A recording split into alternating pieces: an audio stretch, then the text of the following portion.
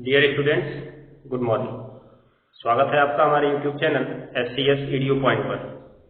आशा करता हूँ कि आप लोग क्लास देखने से पहले कॉपी और पेन और सब्जेक्ट की किताब लेकर अवश्य बैठे होंगे। तो चलिए क्लास शुरू करने से पहले एक जरूरी सूचना देख लेते हैं। जरूरी सूचना में आपके लिए ये है कि कक्षा 12 की जो ऑनलाइन क्लास है, प्रतिदिन आपको सुबह 6:45 पे मैथ के लिए मिलेगी और 7:30 पर अर्थात 7:30 बजे केमिस्ट्री के लिए मिलेगी। इसी प्रकार कक्षा 10 के लिए मैथ साइंस की क्लास आपको 7 बजे मिलेगी और मैथ की क्लास आपको 7:45 में मिलेगी। ये क्लास आपके लिए प्रतिदिन उपलब्ध होगी। आप इस क्लास को दिन में चाहे जब देख सकते हैं, और अगर आपको क्लास अच्छी लगे, उपयोगी लगे, तो इसे शेयर करके अपने अन्य दोस्तों तक अवश्य पहुंचाएं। और अगर आपको वीडियो अच्छी लगी हो तो इसे आप लाइक भी अवश्य कीजिएगा। तो चलिए आपका समय बर्बाद किए बिना हम देखते हैं आज की क्लास में क्या है। तो चलिए क्लास शुरू करते हैं।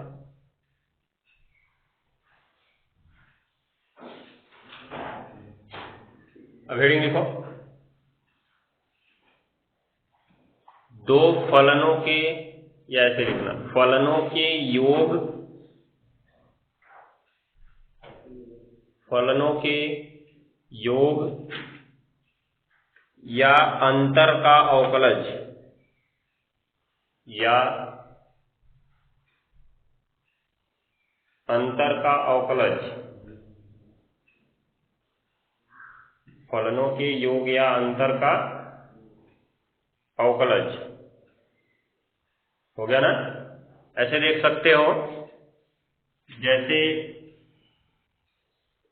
मान लो एक फलन था, क्या फलन है, y बराबर fx plus gx minus hx minus qx। देख रहे हो ना? ये फलन था, चार फलनों का योग था। इससे हमसे नहीं मतलब है किस प्रकार के ये फलन थे। इसका x के सापेक्ष अवकलन करना है।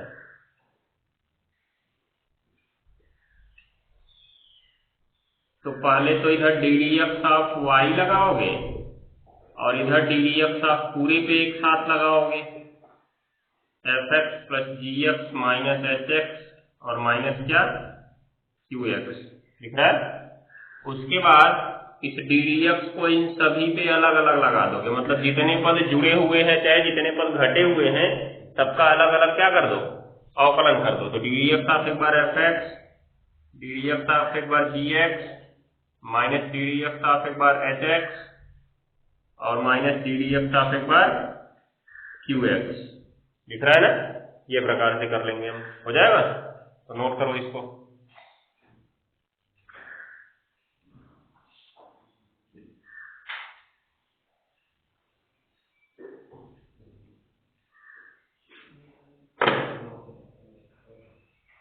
ये फलनों के योग या अंतर का अवकलन है। फलन जुड़े हुए दिख रहे हैं तो जितने अलग अलग है सब पे ddx लगा दो, जैसे इस तरह से हमने लगाया। प्लस है तो प्लस में लगाओगे, माइनस है तो माइनस में लगाओगे।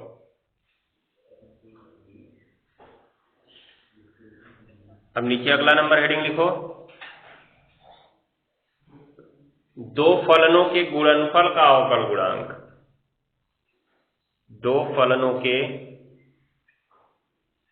गुणनफल का अवकल गुणांक।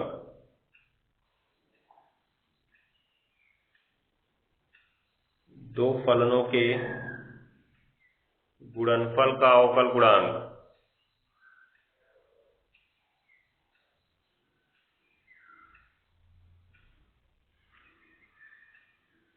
दो फलनों के गुणनफल का अवकल गुणांक।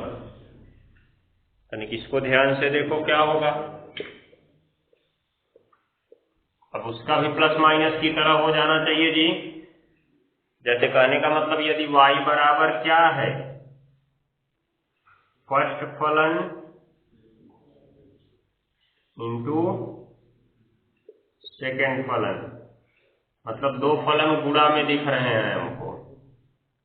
तो अब पिछले वाले की तरह नहीं होगा कि प्लस में था तो दोनों पे अलग अलग लगा दिए। इसमें नियम पता होगा तुमको, क्या करते हैं जी, x के सापेक्ष अवकलन,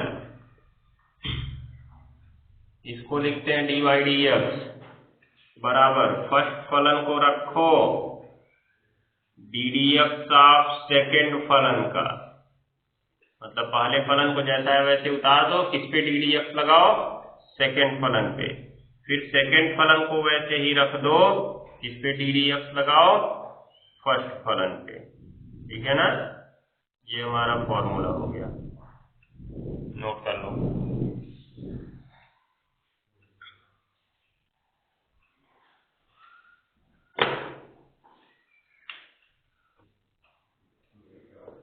हो गया जी, हो गया ना। तीसरा नंबर लिखो, एक अचर पद और एक फलन के एक अचर पद, तीसरी हेडिंग, एक अचर पद और एक फलन के गुणनफल का अवकल गुणांक, के गुणनफल का अवकल गुणांक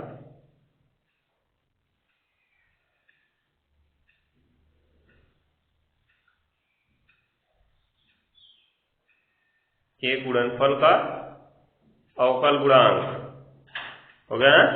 जैसे देखो y बराबर हमको दिख रहा है एक अचर पद k हो जाए और एक फलन क्या हो जाए जी, fx हो जाए ना, तो इसको हम लिख सकते हैं dy dx बराबर क्या होगा, k को बाहर कर देंगे और ddx आप केवल किसका करेंगे, fx का।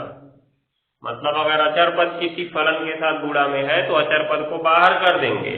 जैसे हमको 4x³ का अवकलन करना हुआ तो 4 को बाहर कर दो और ddx आप केवल किसका कर लो, x³ का कर लो, हो जाएगा ना।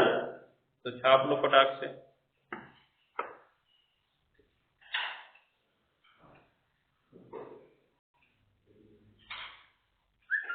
नीचे लिखो अब,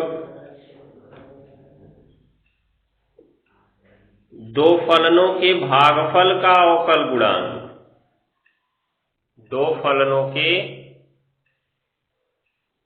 भागफल का अवकल गुणांक,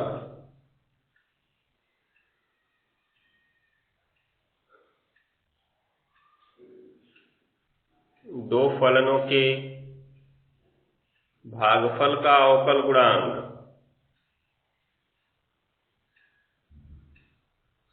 हो गया। अब देखो इसमें क्या होगा, कहने का मतलब दो फलन रहे लेकिन भागफल में रहे।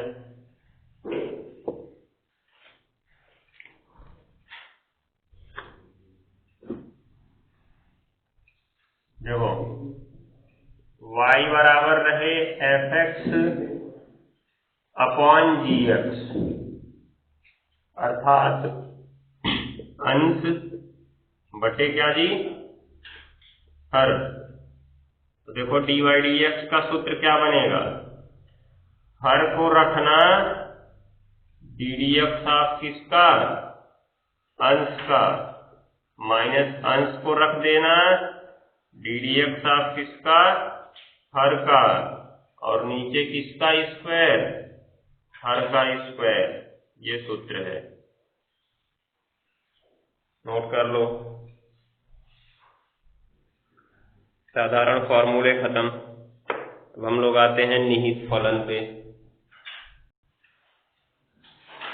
अब देखो ये तो अभी सब रिपीटेड नियम था जो कक्षा 11 में हम लोग पढ़ चुके थे, लेकिन कॉमन नियम है, कहीं भी प्रयोग हो सकता है, इसलिए इसका फॉर्मूला लिखवाना जरूरी था।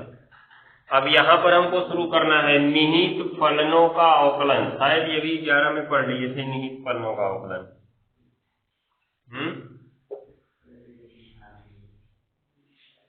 अरे वही जो उस दिन अभी समझाए थे, मानक मानते हैं। चलो हेडिंग लिखो अब, निहित फलनों का अवकलन।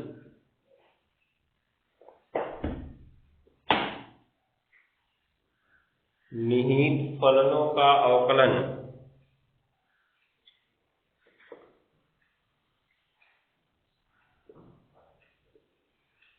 हो गया ना। तो सर्वप्रथम तो ये जानते हैं कि निहित फलन है क्या। इसको कंपोज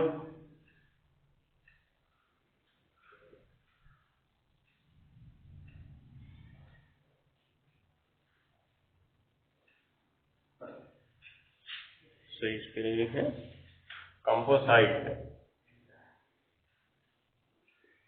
कंपोसाइट फंक्शन भी कहते हैं, कंपोसाइट फंक्शन हो गया। तो अब देखो निहित फलन क्या है।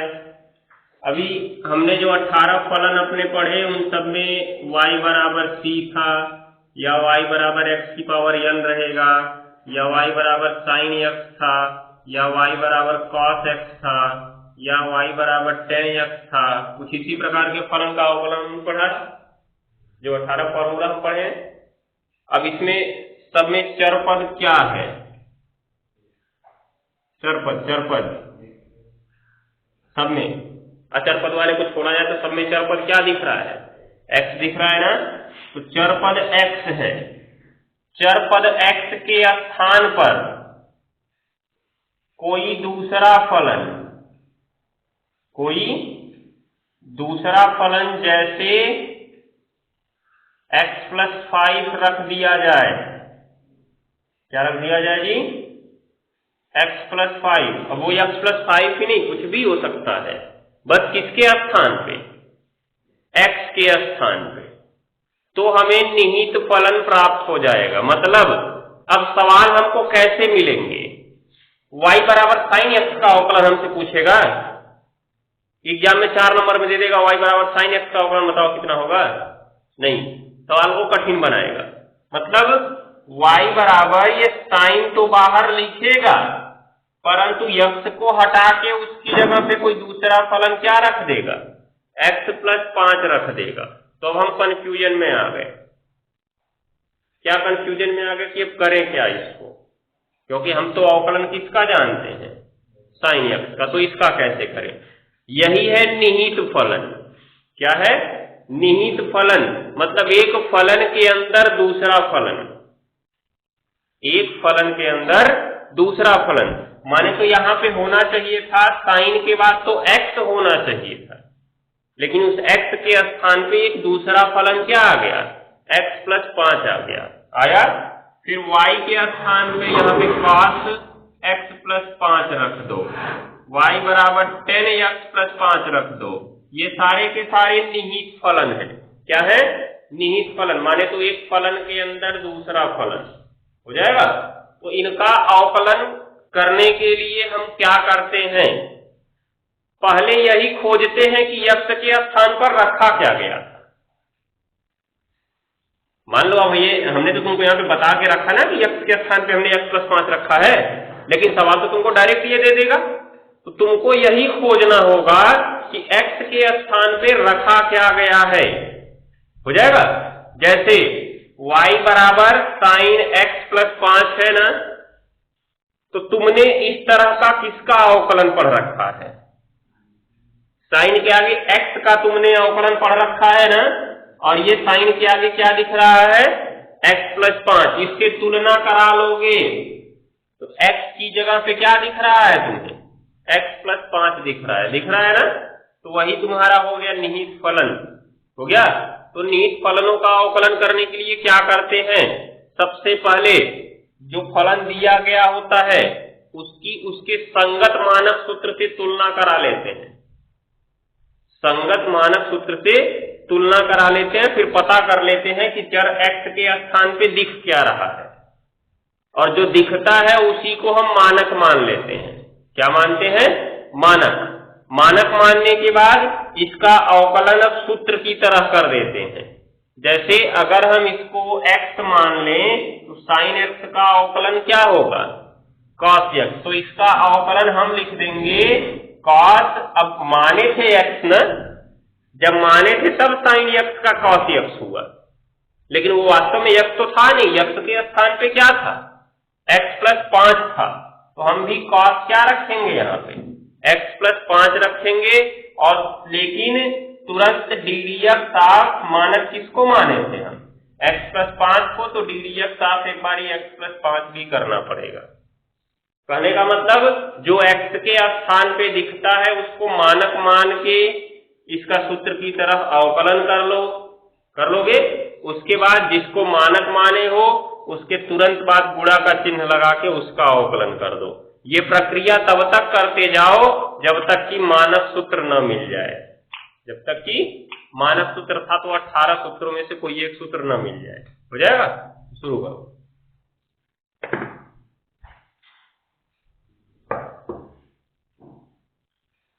हेडिंग क्या लिखे? निहित फलनों का अवकलन। तो निहित फलन तो लिखेंगे पहले इसमें।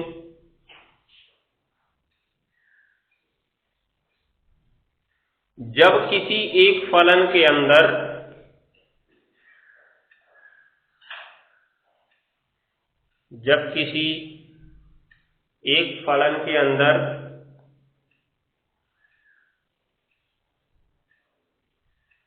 जब किसी एक फलन के अंदर कोई दूसरा फलन उपस्थित होता है,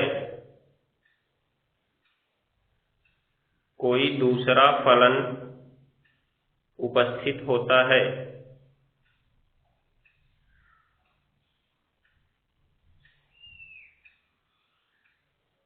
कोई दूसरा फलन उपस्थित होता है, हो गया, तो उसे निहित फलन कहते हैं। तो उसे निहित फलन कहते हैं। तो उसे निहित फलन कहते हैं।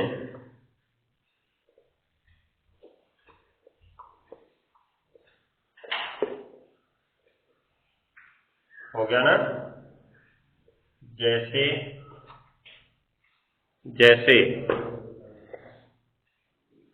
देखो, जैसे यदि fx बराबर sin x plus cos x, देख रहे हो ना, तथा gx बराबर x प्लस 2, हो गया, तो fx में x के स्थान पर, किसके स्थान पर जी? x के स्थान पर दूसरा फलन gx रखने पर, अर्थात x बराबर क्या रखने पर जी? gx रखने पर, तो क्या हो जाएगा जी? f x की जगह पे क्या रखना है? gx, इसी में रखोगे, बराबर साइन, इसके कोष्ठक में भी क्या रखना है? gx, प्लस कॉस, इसके कोष्ठक में भी क्या रखना है? gx। अब gx की वैल्यू रख दो, sine x plus 2 plus cos x plus 2। यह कैसा फलन है जी? निहित फलन है। क्यों निहित फलन है? क्योंकि हमारे पास एक फलन था fx ना, उसमें हमने चर पद x के स्थान पे क्या रख दिया? दूसरा फलन रख दिया। कौन सा? gx। रख दिए कि नहीं रख दिए? होना तो चाहिए था इसको वास्तव में sin x, लेकिन ये क्या बन गया? sin x प्लस 2 बन गया, इसलिए निहित फलन है ये। नोट करो इसको, तब उसके बाद अवकलन करना समझाते हैं।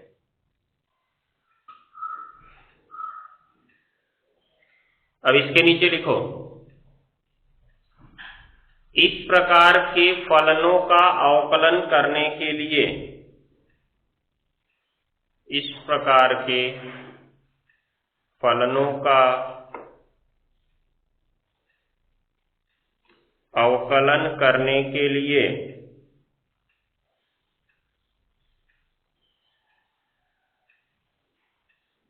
इस प्रकार के फलनों का अवकलन करने के लिए, हो गया, सर्वप्रथम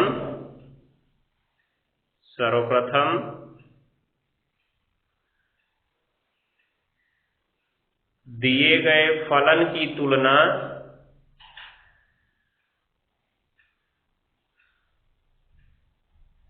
दिए गए फलन की तुलना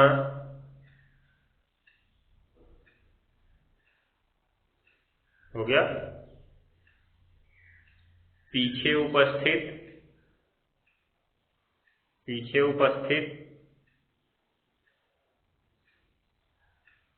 मानक सूत्रों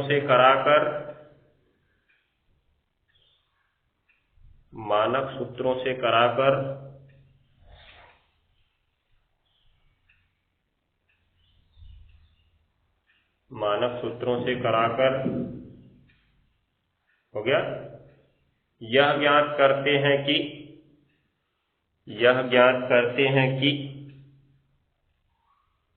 x के स्थान पर क्या आया है। यह ज्ञात करते हैं कि x के स्थान पर क्या आया है।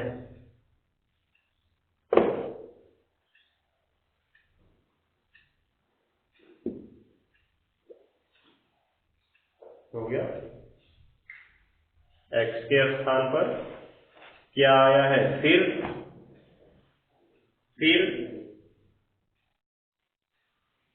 जो मान x के स्थान पर दिखता है,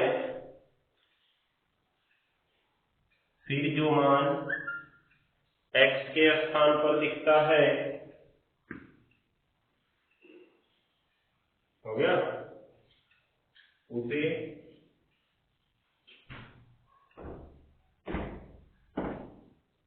उसे मानक मान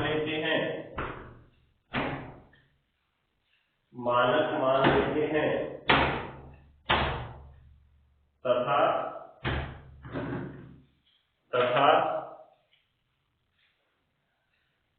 फलन का अवकलन सूत्र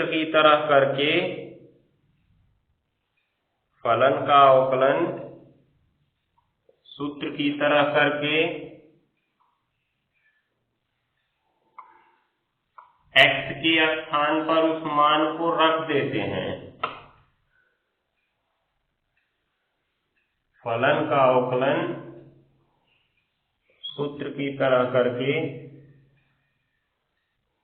x के स्थान पर उस मान को रख देते हैं।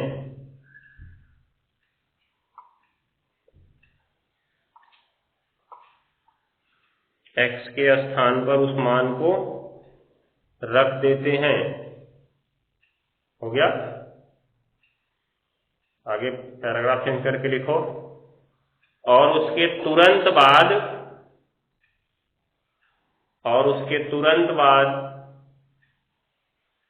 गुणा का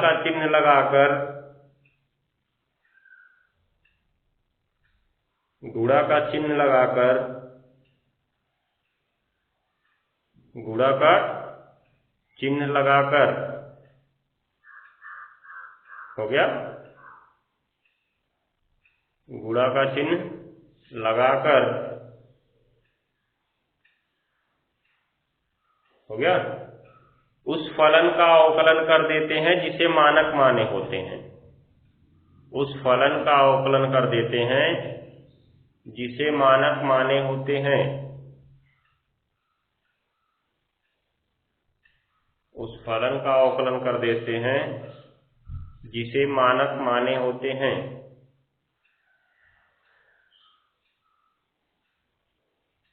हो गया यह प्रक्रिया तब तक करते हैं यह प्रक्रिया तब तक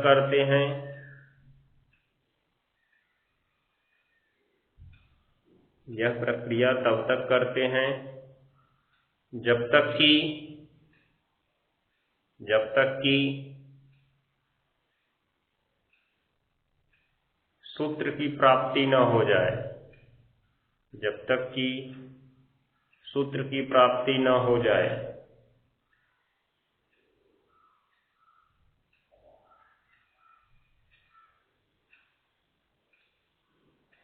हो गया ना, ये लिख लेना नीचे एक सिंगल इंडिकेट पॉइंट। यदि किसी फलन की शुरुआत कोष्ठक से होती है, यदि किसी फलन की शुरुआत कोष्ठक से होती है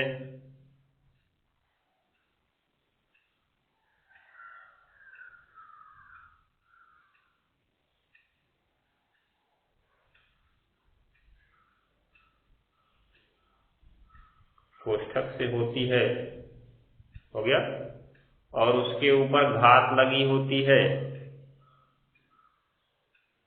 और उसके ऊपर घात लगी होती है,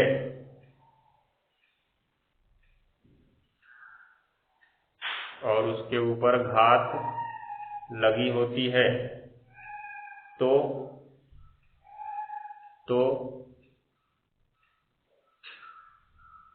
हो गया, घात लगी होती है तो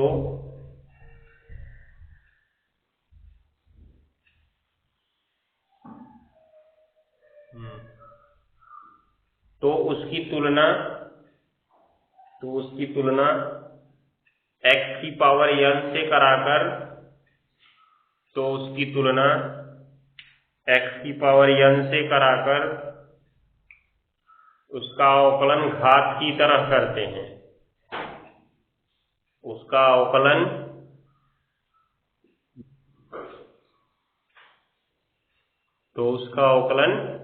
घात की तरह करते हैं। हो गया ना। अभी ध्यान से देखो, पहले हम इसी तरह का एग्जाम्पल एक ले लेते हैं। एग्जाम्पल लिखो, y बराबर साइन क्यूब x का अवकलन कीजिए या अवकलज ज्ञात कीजिए।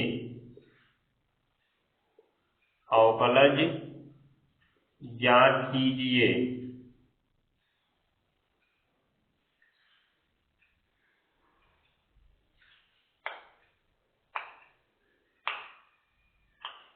y बराबर साइन क्यूब x का अवकलज ज्ञात कीजिए।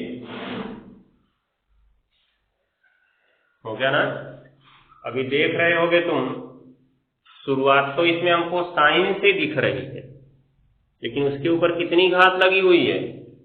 3 घात लगी हुई है। तो उसको अगर सही क्रम में बदलें तो क्या बन जाएगा? वो साइन x की घात 3 बन जाएगा ना कोष्ठक में। इसमें और इसमें अंतर है, ये साइन x क्यूब और साइन x का होल क्यूब में अंतर है। ठीक है। इसमें ध्यान देना, केवल x पे क्यूब लगा है तो इसकी शुरुआत कहां से मानी जाएगी? साइन से ही मानी जाएगी। लेकिन इसमें पूरे पे क्यूब लगा है, इसका मतलब एक कोष्ठक से शुरू हो रहा है ना, अर्थात ये किसकी तरह का माना जाएगा? घात की तरह का माना जाएगा। हो जाएगा। तो पहले एक बार पूरा तरीका पढ़ लो तब बताएं। फटाफट तरीका पढ़ लो जल्दी से, 1 सेकंड के अंदर। देखो, एक बार कॉन्सेप्ट समझ लो, बाकी सवाल में तुम्हें कोई परेशानी ही नहीं होगी। तो देखो इधर, सबसे पहले तो इसको हम लिखते हैं y बराबर ब्रैकेट में साइन x क्यूब। दिखाई दे रहा है ना? दिख रहा है? तो इसमें इसकी तरह का हम किसका सूत्र जानते हैं? घात का सूत्र जानते हैं, क्योंकि शुरुआत कोष्ठक से हो रही है। अभी उसमें पढ़ो, हमने इंडिकेट पॉइंट क्या लिखवाया कि अगर शुरुआत कोष्ठक से होती है तो तुलना किससे कराते हैं? x की पावर n से कराते हैं ना। ध्यान दिए रहना। तो इसकी तुलना किससे होगी? x की पावर n से होगी। और x की पावर n का अवकलन हम क्या जानते हैं? ddx ऑफ, मतलब इसको जिसकी तरह दिख रहा है ना, मतलब वास्तव में तो हो नहीं, क्योंकि है नहीं वास्तव में घात, x की घात n नहीं है वास्तव में, लेकिन दिख उसकी तरह रहा है कि x की घात n की तरह दिख रहा है। इसीलिए जिसकी तरह दिख रहा है उसका सूत्र लिख लो पहले, अर्थात x की पावर n बराबर n इंटू x की पावर n माइनस 1, इसका अवकलन होता है ना। अब हमने कहा तुलना करा के पता कर लो कि x के स्थान पे तुम्हें दिख क्या रहा है। पहले तो ऊपर घात n थी, n की जगह पे क्या दिख रहा है? 3 दिख रहा है। नीचे इसमें x दिख रहा है ना हमारे सूत्र में, इसमें इस x के स्थान पे क्या दिख रहा है? साइन x दिख रहा है ना। तो साइन x को ऐसे अंडरलाइन कर लो, तुम्हें कहीं अलग से मानने की जरूरत नहीं है। याद रखे रहना, बार बार मानोगे तो सवाल बड़ा लगेगा, कंफ्यूजन में ही रहोगे, कहीं आधे पे ही लगा के छोड़ दोगे। इसीलिए हमेशा इस कंफ्यूजन को दूर करने के लिए ये जो यहाँ पे अंडरलाइन किए मतलब जो x के स्थान पे दिखा उसके नीचे ऐसी तीर बनाओ और उसको क्या लिख दो, मानक। क्या लिख दो, मानक, जिससे हमको पता चल जाए कि हमने इसको मानक मान लिया है। मान लिया ना। अब इसका अवकलन सूत्र की तरह कर दो। मतलब अगर ये सूत्र होता तो इसकी घात आगे आती और घात में से एक क्या हो जाता, घट जाता। तो इसको भी वही काम करो कि घात आगे ले आओ और घात के में से 3 घटा दो। है 3 घटाएंगे, 1 घटाएंगे, घात में से 1 घटा दो, हो जाएगा। मतलब यहाँ पे अगर x होता तो ऐसा ही तो बनता है, घात आगे आती घात में से 1 घट जाता। तो हमने समझ लिया कि ये x ही है और x के स्थान पर इसकी वैल्यू को भी रख दिया ना, जिसको मानक माना था हमने। तो हम वहां पे केवल एक कॉन्सेप्ट समझाने के लिए लिखवा दिए, बार बार उसको मानक थोड़ी मानेंगे। इसीलिए हम यहीं पे लिख लेंगे कि मानक है ये और सूत्र की तरह इसका अवकलन करेंगे। मतलब अगर ये सूत्र होता तो घात है ना, तो घात आगे आती घात में से 1 क्या हो जाता, घट जाता, हो जाता है था। उसके बाद जिसको हमने मानक माना तुरंत ही गुणा का चिन्ह लगा के उसका अवकलन कर दो। कर दिए। यह प्रक्रिया तब तक अपनाते जाओ जब तक कि सूत्र न प्राप्त हो जाए। तो ये सूत्र प्राप्त हो गया कि नहीं हो गया? ये तो सूत्र पढ़े हो, D d x of sine x क्या होता है जी, कॉस एक्स। तो ये देखो 3 इंटू साइन एक्स की पावर कितना बचा, 2 और d d x of sine x क्या हो गया, कॉस एक्स। तो फाइनली बना 3 sine square x into cos x, किसके बराबर जी, dy बाई डी एक्स के बराबर ना। पहले तो इसको लिखना था यहाँ पे हमको d d x of y और डी डी एक्स ऑफ किसका, साइन एक्स की घात 3 का। हो गया, समझ में आ गया कि नहीं आ गया? ऐसे ही देखो इसको और हम समझ लेते हैं, छाप लो इसको, तब समझ लेते हैं। जल्दी करो, 2 मिनट के अंदर छापो, 3 मिनट में समझ लेते हैं। ध्यान देना, घात लगी है तो पहले कोष्ठक लगा के उसके ऊपर घात लगाए, लगाए ना। फिर कोष्ठक लगा तो हमने कहा घात वाला सूत्र हमेशा बनेगा अगर शुरुआत कोष्ठक से हुई तो, हो जाएगा। अंदर चाहे कितना भी बड़ा फलन हो, शुरुआत कोष्ठक से हुई, घात वाला सूत्र बनेगा। घात की तरह घात आगे आएगी और घात में से 1 घटेगा और कोष्ठक के अंदर जितना रहेगा सब मानक माना जाएगा, क्योंकि कोष्ठक के अंदर वाला पूरा x के स्थान पे आता है। कोष्ठक के अंदर जितना है सबको मानक मान लोगे। उसके बाद जिसको मानक माने हो उसका अवकलन कर लोगे। फिर आगे की प्रक्रिया अगर और बढ़ी तो और बढ़ा सकते हो। जैसे अभी देखो एक सवाल और देख लेते हैं छोटा सा, तब आगे का काम कल समझेंगे और बड़ा बड़ा। तब तक घर से सवाल लगा के लाना तुम लोग। अभी देखो, अब एक और समझते हैं।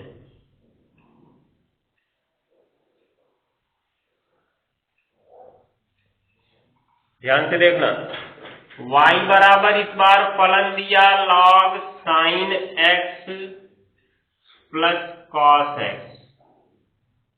y बराबर log बाहर है, फिर अंदर है sine x plus cos x का अवकलन ज्ञात कीजिए। पहले तो हम इसको लिखेंगे ऐसे, d d x of log sine x और प्लस क्या, कॉस x। ये ध्यान देना, दोनों sine x plus cos x इसी लॉग के अंदर ही है, लॉग के बाहर नहीं है कॉस एक्स, हो जाएगा ना। तो अब अभी देखो जिसका तुम्हें अवकलन करना है उसकी शुरुआत कहां से हुई, लॉग से शुरू हुआ ना यहां से। तो लॉग में तुमने कोई अवकलन पढ़ा है? कौन सा अवकलन पढ़ा तुमने? 2 अवकलन पढ़ा, एक लॉग बेस ई एक्स, एक लॉग बेस ए एक्स। तो बेस ए मतलब कोई अचर, नीचे क्या कोई अचर दिख रहा है? नहीं दिख रहा, नहीं दिख रहा मतलब ई वाला है। कौन सा है? ई वाला। तो कौन सा अवकलन तुमने इस तरह का पढ़ा है? D d x of log x का तुमने पढ़ा क्या, 1/x। तो तुम देख रहे होगे लॉग तो सवाल और सूत्र दोनों में है। इस x के स्थान पर हमें क्या दिख रहा है? Sine x plus cos x। इसको पूरे को हमें क्या मानना पड़ेगा जी? मानक। अब मानक मान लिए तो समझ लो वो x बन गया ना, तो अवकलन इसका होगा log x का। क्या होता है? 1/x। तो तुम तो लिखोगे ना 1/x, लेकिन क्या x पे ही छोड़ेंगे?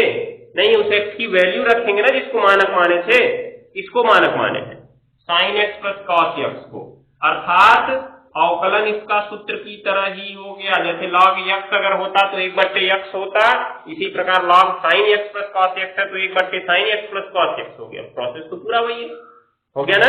लेकिन यहाँ पे एक और तरीका लगाना है, तुरंत डी डी एक्स किसका करना है, sin x plus cos x का करना है, अर्थात तुमने जिसको मानक माना, हो जाएगा। तो अब देखो इसमें 1/sin x plus cos x, इसमें तो हमें दो पद दिख गए ना प्लस में, एक sin x और एक प्लस कॉस एक्स, अर्थात दो फलन जुड़े हुए हैं ना। और जब दो फलन जुड़े हैं तो उनका अवकलन कैसे करते हैं, दोनों पे अलग अलग ddx लगा देते हैं। अभी पहला सूत्र तो आज हमने वहीं से शुरू किया कि दो फलनों के योगफल या अंतर का अवकल गुणांक या फलनों के योगफल या अंतर का गुणांक। तो एक बार इसमें ddx आप किसका कर देना, sin x का, और ddx आप किसका कर देना, cos x का। सूत्र मिल गया कि नहीं मिल गया। तो अब मानक मानने की जरूरत नहीं है, मतलब हम मानक किस लिए मान रहे हैं, सूत्र बनाने के, ठीक है ना।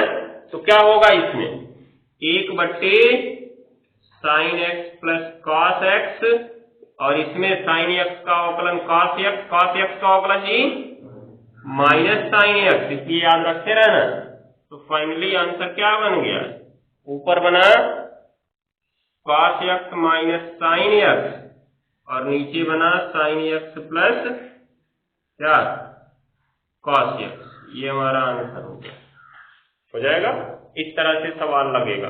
तो अंदर बड़े बड़े फलन भी आ सकते हैं। मान लो अभी एक बार में हमारा काम हो गया, यहाँ पे ना, यहाँ पे sin x प्लस 2 दे देता तो क्या करते, तो फिर मानक मानते ना x प्लस 2 को। अरे sin x प्लस 2 अगर दे देता x की जगह पे, तो sin x का अवकलन हम जानते हैं, तो उसको हम बदलते फिर किसमें, sin x प्लस 2 में, हो जाएगा। इस तरह से काम करते जाना है, फटाक से छापो।